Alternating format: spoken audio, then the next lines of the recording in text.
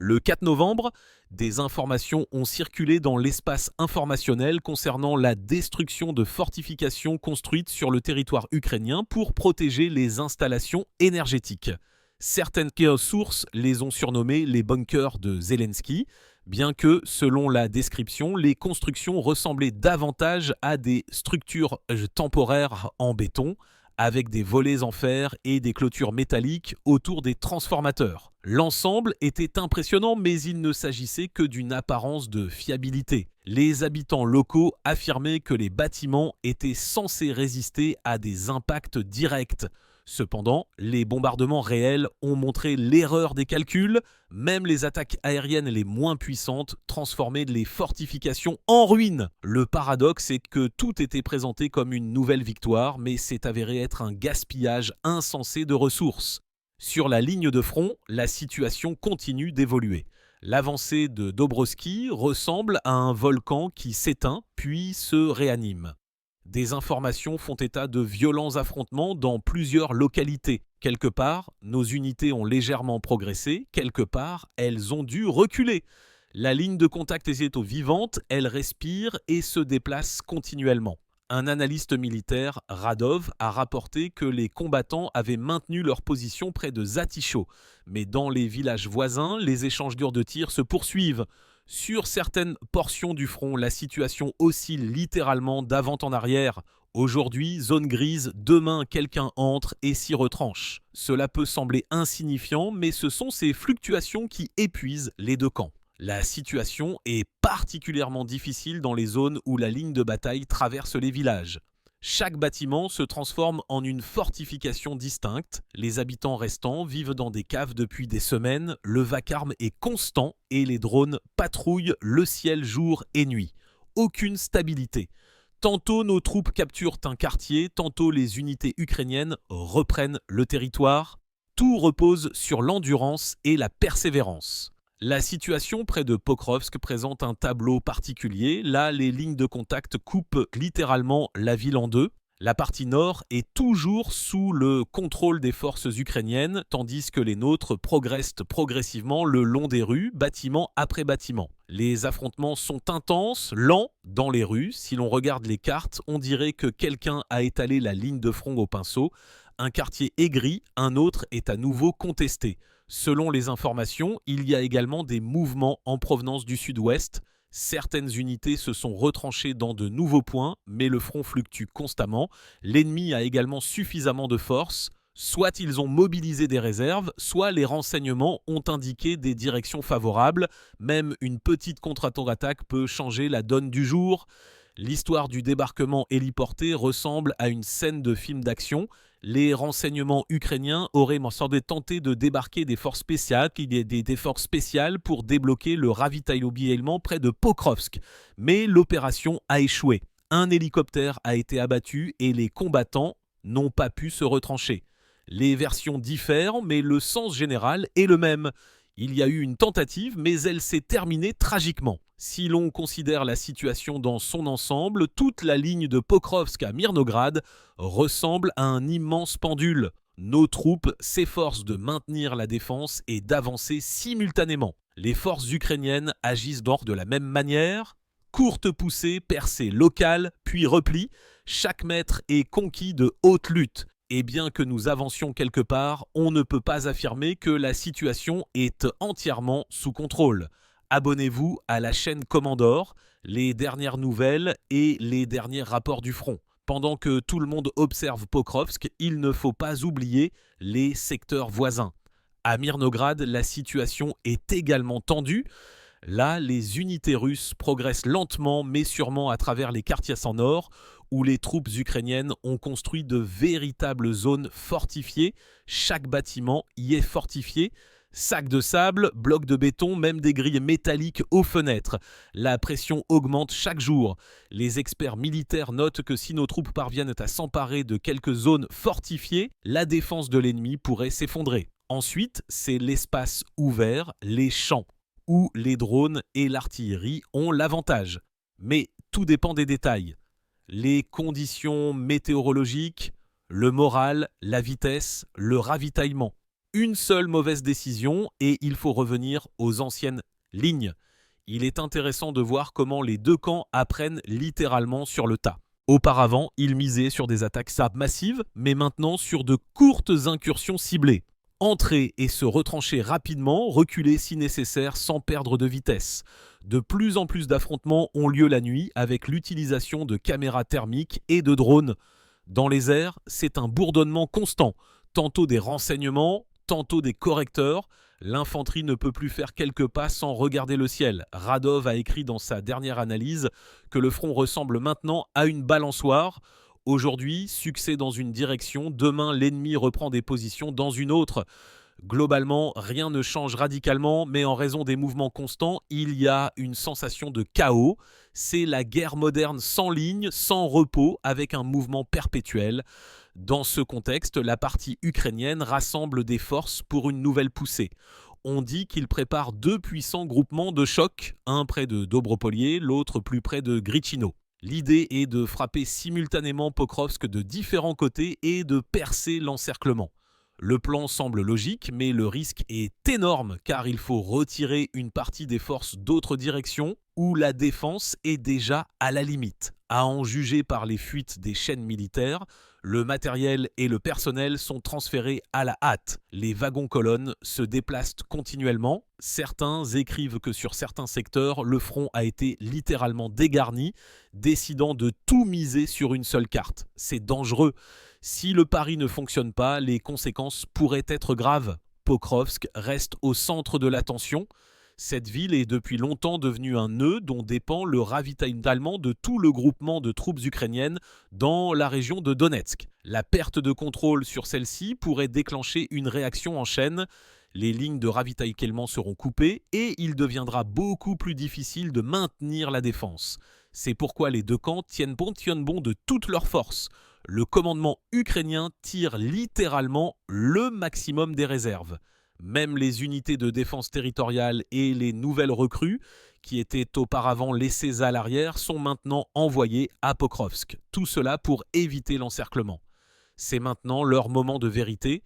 Soit ils tiennent bon, soit ils devront reculer et reconstruire toute la ligne. Il est intéressant de noter que les médias occidentaux ont également commencé à en parler. Les Britanniques laissent entendre prudemment qu'une concentration trop importante de troupes sur un seul secteur pourrait entraîner une mauvaise surprise. Si le front s'affaisse quelque part, il faut bien y mettre quelqu'un, et les réserves ne sont pas infinies.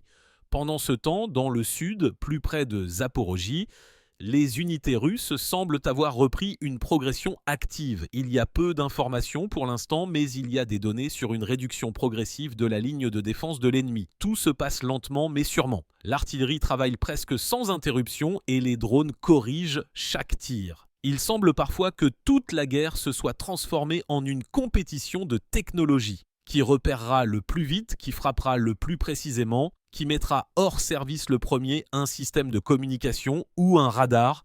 Même les combattants plaisantent en disant que l'arme principale n'est plus un fusil d'assaut, mais une télécommande de drone. Mais derrière ce côté ludique se cache une dure réalité. Chaque jour, de nouvelles pertes, de nouveaux visages, de nouvelles destructions. Dans ce contexte, arrive une nouvelle qui ne concerne pas le front, mais qui tape quand même sur les nerfs. La Russie a officiellement mis fin à l'accord avec la Finlande qui était en vigueur depuis plus d'un demi-siècle. Il s'agit d'un accord énergétique en vertu duquel l'Union soviétique fournissait de l'électricité en échange de l'utilisation conjointe des ressources en eau. À l'époque, cela semblait être un symbole éternel d'amitié et de coopération. Les temps ont changé. Après tous les événements de ces dernières années, l'accord a perdu son sens. Maintenant, la Russie a simplement clos le dossier, mettant un point final à une histoire de plusieurs décennies. Certains considèrent cela comme une formalité, d'autres comme un symbole de rupture définitive des anciens liens. Dans tous les cas, une époque est révolue. Après les nouvelles du front et de l'énergie, les discussions ont commencé sur un nouveau sujet, l'essai du Bourvesnik. Pour être honnête, cette histoire ressemble presque à de la science-fiction. Une fusée à propulsion nucléaire qui peut voler pendant des mois sans ravitaillement. Cela sonne comme si elle avait été inventée par des scénaristes et non par des ingénieurs. Mais, selon les sources, tout est réel. Les essais ont eu lieu et la réaction en Occident a été alarmée. Les experts militaires expliquent que l'idée du Bourvesnik n'est pas nouvelle. Ce projet a été travaillé à l'époque soviétique. Ce n'est que maintenant que les technologies ont permis de mener à bien l'idée. Le principal avantage est une portée presque illimitée. La fusée peut faire le tour du monde et revenir si nécessaire. Ce n'est plus seulement une arme, mais un signal politique. Mais derrière cette percée technique se cache aussi un côté tragique. La création de tels systèmes, ce sont des années d'expérience, de risques et de pertes humaines. Tout ne se passe pas sans heurts, surtout lorsqu'il s'agit de technologies nucléaires. Même aujourd'hui, lorsque les résultats sont qualifiés de succès, de nombreux spécialistes reconnaissent que le chemin a été difficile et le prix élevé. D'un autre côté, la Russie, avec ses essais, semble rappeler à tous que malgré les sanctions, les pressions et les crises, le potentiel scientifique est resté. D'une certaine manière, c'est une démonstration du fait que le pays est toujours capable de créer quelque chose que personne d'autre n'a. Mais autour de l'événement, on ressent aussi de l'inquiétude, car tout essai avec l'énergie atomique évoque des associations non seulement avec la puissance, mais aussi avec le danger. Pour en revenir aux événements sur Terre, on remarque que le contexte informationnel est devenu beaucoup plus dense. Chaque jour, des dizaines de messages, de vidéos, de rumeurs. Quelque part, on enregistre de nouvelles attaques de drones, quelque part, des frappes sur les infrastructures. Les gens sont fatigués du flot de nouvelles, mais en même temps, ils ne peuvent pas s'en détacher. Il semble que tout ce qui est important se passe en ce moment même et qu'il ne faut manquer aucun détail. À l'arrière, pendant ce temps, ce n'est pas non plus tranquille. Dans différentes régions, le contrôle du système énergétique est renforcé. On parle de protection des installations critiques. Après une série d'attaques contre les sous-stations ukrainiennes, de nombreux pays ont revu leurs approches en matière de sécurité énergétique.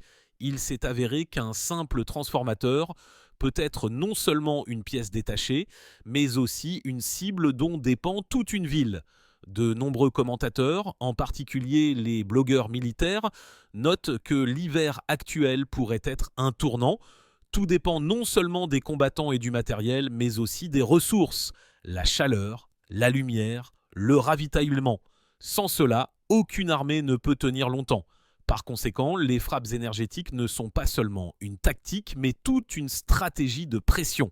Parfois, on regarde ce qui se passe et on se surprend à penser que le monde s'est divisé en deux couches. Dans l'une, la guerre, les cartes, les rapports. Dans l'autre, la vie ordinaire. Les gens continuent à travailler, à élever des enfants, à planifier l'avenir, bien que les nouvelles rappellent chaque jour que la stabilité est quelque chose de relatif et que la fatigue, non seulement physique mais aussi morale, se fait de plus en plus sentir. Dans ce contexte, les décisions internationales commencent à attirer davantage l'attention. La rupture de l'accord avec la Finlande n'est pas devenue un simple acte bureaucratique, mais un symbole. Autrefois, de tels accords étaient considérés comme une garantie de stabilité, mais maintenant, l'un après l'autre, ils disparaissent dans le passé. Chacun d'eux est un morceau du vieux monde qui ne reviendra plus. De nombreux commentateurs notent que c'est précisément en ce moment que se forme une nouvelle réalité sans règles habituelles ni prévisibilité. Si auparavant on pouvait parler de guerre froide au sens figuré, maintenant cela redevient littéralement d'actualité. Le monde change rapidement et il semble que personne ne comprenne complètement où tout cela mène, mais il y a aussi un autre côté humain. Chaque jour, quelqu'un sauve des gens sous les bombardements, quelqu'un répare les lignes électriques, quelqu'un apporte simplement du thé chaud aux combattants. Ces détails ne figurent pas dans les rapports officiels, mais ce sont eux qui maintiennent tout à flot. Sans cela, ce serait Sofsem autrement. En écoutant les histoires bien de là-bas, on comprend que chacun a sa propre bataille, pour certains sur la ligne de front, pour d'autres à l'arrière, bien que l'ampleur des événements soit énorme. À l'intérieur, tout se résume à des choses bien simples. Survivre, aider, attendre des nouvelles, c'est peut-être là le vrai sens de ce qui se passe. Pas dans les fusées et les rapports, mais dans les gens qui continuent à vivre, malgré tout. Je vous rappelle que vous pouvez trouver les dernières nouvelles sur la chaîne Commandeur. Abonnez-vous pour être toujours au courant des événements. Au matin, les événements semblent s'être un peu calmés, mais ce calme est trompeur. Ceux qui suivent le front chaque jour savent déjà que si la carte est devenue plus silencieuse, cela signifie que quelque part se prépare une nouvelle étape. Tout le monde dit qu'un moment décisif pourrait arriver où il deviendra clair qui gardera l'initiative. Aux abords sud-ouest de Pokrovsk, ça gronde toujours. On rapporte que les partis se fortifient, creusent de nouvelles lignes, mobilisent des réserves, se battent pour chaque kilomètre, pour chaque hauteur. Globalement, les lignes de front ne bougent presque pas, mais les petits changements s'additionnent chaque jour pour former une image d'ensemble où la fatigue se fait déjà sentir dans tout, dans les mots, dans les visages, même dans les images qui circulent sur le réseau. On sent que le conflit a depuis longtemps dépassé les limites de la géographie. C'est devenu quelque chose de plus grand, une vérification qui tiendra, qui pourra s'adapter. Tout le monde comprend que la guerre a depuis longtemps cessé d'être une simple opération militaire. C'est une bonne histoire d'endurance, de capacité à vivre dans des conditions où tout est instable. De nombreux analystes militaires disent « Le moment est venu où ce ne sont pas seulement les canons et les fusées qui décident, mais aussi la capacité du système à fonctionner sous pression. » Car le front, ce ne sont pas seulement les soldats, c'est la logistique, la communication, le ravitaillement, le moral. Toute défaillance dans la chaîne peut entraîner des conséquences qui se font sentir à des centaines de kilomètres. Parallèlement, la tension monte dans la société. Les gens discutent de plus en plus de la durée de cela et de ce que cela entraînera. Mais, curieusement, dans de telles conversations, il n'y a pas de panique, mais une sorte de calme particulier, comme si tout le monde avait compris qu'il n'y a pas de retour en arrière et qu'il ne reste plus qu'à aller de l'avant, pas à pas. À Kiev, l'atmosphère est nerveuse. La direction du pays s'efforce de montrer que la situation est sous contrôle, que l'armée est toujours capable d'avancer.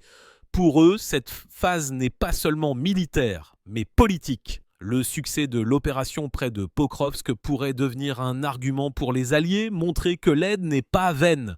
Mais si le plan échoue, la confiance commencera à fondre et avec elle, le soutien. Dans ce contexte, le monde semble figé dans l'attente. Dans les états-majors, les générateurs ronronnent sur les bases, on ravitaille le matériel, les analystes comparent les cartes, et quelque part, de simples gens attendent simplement des nouvelles, des lettres, des messages de leurs proches. Cette attente est devenue un état quotidien, une partie de la vie que personne n'essaie plus de nier. Les dernières nouvelles et les derniers rapports sur la chaîne Comandor. Pendant ce temps, dans le nord du pays, on continue à renforcer les frontières. Là, on a renforcé la surveillance et installé de nouveaux systèmes de contrôle. Tout cela fait partie d'un grand processus. Le monde se reconstruit lentement mais sûrement, revenant aux vieux instincts de sécurité. Après des décennies d'illusions que le danger n'existe plus, tout le monde se souvient à nouveau que les frontières ne sont pas seulement des lignes sur une carte. En coulisses, d'autres choses se passent. Les centres scientifiques, les usines, les instituts. Tout fonctionne en mode surcharge. Quelque part, on ressuscite d'anciens développements. Quelque part, on lance de nouveaux projets dont dépendent les technologies futures. Bien qu'il semble que toute l'attention soit rivée sur le front, en réalité, à l'intérieur du pays se déroule une autre lutte non moins importante pour l'avenir. L'histoire du Bourevestnik est devenue un symbole de cette époque. Oui, c'est une arme, mais en même temps un indicateur que les ingénieurs, les concepteurs et les scientifiques sont capables d'avancer même dans les moments les plus difficiles. Quand on regarde tout ce qui s'est passé ces jours-ci, des combats près de Pokrovsk aux essais du Bourevestnik et à la fermeture des anciens accords énergétiques avec la Finlande, on a l'impression que nous avons devant nous plusieurs histoires imbriquées en une seule. Chacune d'elles est importante à sa manière, mais ensemble, elles créent une image complète de ce qui se passe, tendue, contradictoire et en même temps très vivante. Sur le front, la confrontation difficile se poursuit. Dobrovski, Pokrovsk, Mirnograd, des noms qui résonnent maintenant chaque jour comme des symboles d'intransigeance et de mouvements épuisants d'avant en arrière. La ligne de bataille change constamment, se transformant tantôt en balançoire, tantôt en équilibre fragile. Les deux camps tentent de conserver l'initiative et chaque mètre de terre est conquis au prix d'efforts et d'endurance. Cela fait partie de l'histoire des gens qui tiennent pas des positions, construisent des abris. lève-tiens des drones et continuent à vivre comme ils le peuvent, dans des conditions où il n'y a ni paix ni prévisibilité. Parallèlement, la lutte pour les ressources et l'énergie se poursuit non seulement sur le champ de bataille, mais aussi en politique. La rupture de l'ancien accord avec la Finlande est devenue un signe de la façon dont la logique même des relations internationales change. Là où il y avait autrefois une interdépendance économique, il y a maintenant calcul et prudence. Cela peut sembler une simple décision formelle, mais elle symbolise la fin de toute une époque où il restait encore des vestiges de confiance entre les voisins. L'essai de la fusée Burevestnik est devenu une autre facette de cette nouvelle réalité. D'une part, une percée technologique, une démonstration de capacité, d'autre part, un souvenir que le monde vit toujours sous l'ombre de l'ère nucléaire. De tels projets montrent que l'humanité est capable de grandes découvertes, mais derrière chacune d'elles se cachent aussi un risque et une responsabilité. Tous ces événements, le front, l'énergie, la science, sont liés par une seule idée. Le monde est définitivement entré dans une phase où il n'y a pas de point stable. Chaque décision entraîne des conséquences et aucun pays ne peut se sentir à l'écart. Certains construisent de nouvelles alliances, d'autres se replient sur eux-mêmes, d'autres cherchent une voie entre ces extrêmes. Peut-être que la principale conclusion ici n'est pas sur les victoires et les défaites, mais sur le fait que tout ce qui se passe fait partie d'une période de transition. L'ancien ordre s'effondre, le nouveau ne fait que se former. Quel que soit le désir d'arrêter ce processus, il suit son cours à travers les erreurs, à travers les conflits, à travers la douleur humaine. Mais dans toute cette mosaïque, il y a aussi des choses simples et calmes qui rappellent pourquoi tout cela est vécu. Les gens qui continuent à s'entraider à réparer les maisons détruites, à rétablir la lumière et la chaleur. C'est précisément de ces détails que naît l'espoir, car même si le présent semble sombre, il reste toujours une chance que demain commence un nouveau chapitre, sans explosion, sans alarme, simplement avec le silence.